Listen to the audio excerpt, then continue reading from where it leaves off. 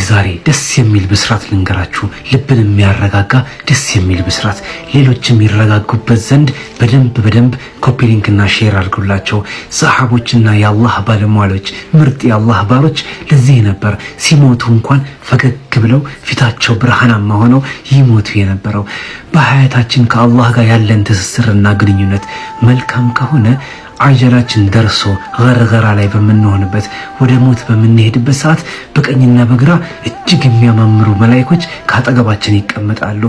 ዓለም ላይ ያለውን ምድር ላይ ያለውን ነገር ሁሉ እስክንረሳ ድረስ በፈገግታ ተሞልተው እኛን ማስደሰት እኛን ማጫወት ይጀምራሉ።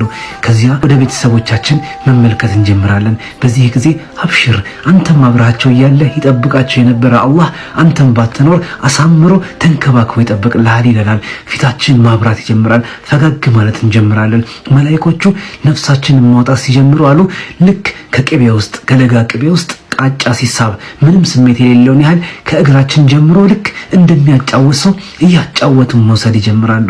እኛም ልባችን ፈክቶ ተደስተን ስለሆነ ምን እየተካሄደ እንደሆነ እንኳን የምናውቀው ነገር የለም። በነዛ የሚያማምሩ ምድር ላይ አይተናቸው የማናውቀው አይምሮአችን ገምቶት የማያውቀው አይኖቻቸው ተመልክቷቸው የማያውቋቸው ውብ መላእክቶች በቀኝና በግራ ተቀምጠው ቢዚ አድርገውናል፣ እያጫወቱን ነው። ከዛ በኋላ የጀነት ምስል ልክ በህልም መልክ ይከፈትልናል። ጀነት በመስኮት መልክ ትከፈትልናለች። አረንጓዴነቷን ውበቷን እዛ ውስጥ የምናገኛቸውን እጅግ መልካም የሆነን መናኗር ጀነትን እዚሁ ምድር ላይ ያለን አላህ እንድናየው ያደርገናል። እቺ ዱንያ ተመለሱባት እንኳን ብንባል መመለስ እስኪያስጠላን ድረስ ውበቷ ይመጣብናል። ከዛ አላህ የጀነት ሽታ ማሽተት እንድንችል እዚሁ ዱንያ ላይ እንዳለን አላህ ይወፍቀናል። ታዲያ ከጌታችን ጋር ያለን ቁርኝት መልካም ከሆነ ነው ይሄ ሁሉ ሽልማት። የጀነት ሽታ ምን ሊሆን ይችላል? አሁን እኔም መናገር አልችልም፣ እናንተም መገመት አትችሉም።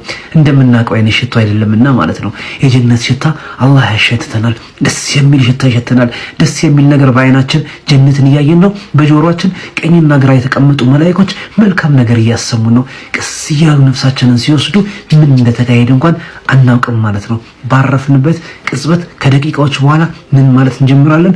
አላህ ወደ ጀነት እንደሚወስደን ስላሳወቀን ቀዲሙኒ አው ቸኩሉኝ አፍጥኑኝ እንጂ አቸኩሉኝ ቶሎ ወደ መቃብሬ ወሰዱኝ እንላለን። ለምን? አላህ Subhanahu Wa Ta'ala ቀብራችን ላይ ያዘጋጀልንን ድግስ ስለምናውቀው ማለት ነው። ቀብር ላይ ምን አይነት ድግስ ነው የተዘጋጀልን? በሰገድ ነው ልክ ቀብራችን አይናችን ማየት የሚችለውን ያህል ስፍት ትልልናለች። ልክ ብርሃን የምናየን ያህል አይናችን በራቀበት በቀኝም በግራ ስፍት ትልልናለች። ሶላቶች መጥተው ያጫወቱናል። ሱብሂ ሰላት እስከ ዙር ድረስ ይመጣና እኔ እኮ ያ ሶላትህ ነኝ ምድር ላይ ተሰግደኝ የነበርኩት ሶላትህ እኮ ነኝ ሱብሂ እኮ ነኝ እያለ ያጫውተናል፣ ያዝናናናል። ዓለሙን እንድንረሳ ያደርገናል። እስከ መቼ? እስከ ዙህር፣ ከዙህርስ ጀምሮ እስከ ዐስር ሌላኛ ሰላት ትመጣለች። ከዚያም ትናለች እኔ እኮ ደንቧን ጠብቀህ ስራህን ዘግተህ ሱቅህን ዘግተህ ምንህን ትተህ ተሰግደኝ የነበርኩት ነኝ ትላለች። እያንዳንዱ ሰላት እየመጣ ምን ያህል መስዋዕትነት እንደከፈልንለት አሁን ደግሞ በተራቸው መስዋዕትነት ሊከፍሉልን ይመጣሉ። ዓለሙን ሁሉ እንረሳዋለን። እዛ ውስጥ ሆነን ጨለማ ውስጥ ያለን ይመስላል። እኛ ግን ያለነው ብርሃን ውስጥ ነው። ምንም የሞትን ያህል እንኳን አይሰማንም። ከዛ ጌታችን አላህ Subhanahu Wa Ta'ala ምን ይላል? አፍሪሹ ፍራሸል ጀና አልቢሱ ሊባሰል ጀና። የጀነትን ፍራሽ አንጥፉለት ለዚህ ባሪያዬ፣ የጀነትን ፍራሽ አንጥፉለት፣ የጀነትን ብርድ ልብስ አልብሱት፣ መልካም መዓዛ ያሽተት፣ ደስ የሚል እንቅልፍ ይወሰደው። ኢላ የውመል ቂያማ ደስ የሚል ዓለም። ከዚያስ በኋላ ሽልማቱ ይሄ ገና ማስታወቂያው ነው። ገና ይሄ ርዕሱ ነው። ዋናው ትልቁ ዓለም ያለው የት ነው?